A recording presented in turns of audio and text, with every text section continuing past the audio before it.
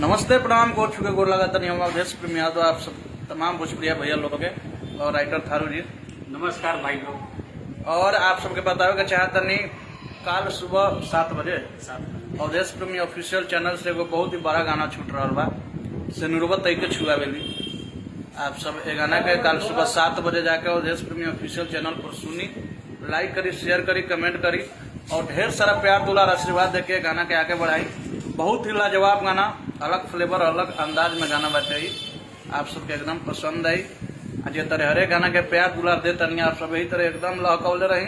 आप सबके बीच एकदम एक से एक चीज जा रहा बा और हमेशा हमनी के प्रयास कोशिश रहेला आप सबके बीच कुछ अच्छा प्रस्तुत करी हमनी, आप सबके एंटरटेनमेंट, आप सबके मनोरंजन खातिर। थारू जी कुछ बोलिए। एकदम भाई लोग बहुत ही अच्छा फ्लेवर में एकदम बहुत ब्रांड सॉन्ग बा, एकदम सुनी और प्यार आशीर्वाद दी, बस इतने हम। और राइटर थारू जी के कलम के माध्यम से ब्रांड गाना है और कल सुबह एकदम तैयार रहिए एकदम गर्दा मचाने के लिए। एकदम भाई मॉर्निंग 7 बजे।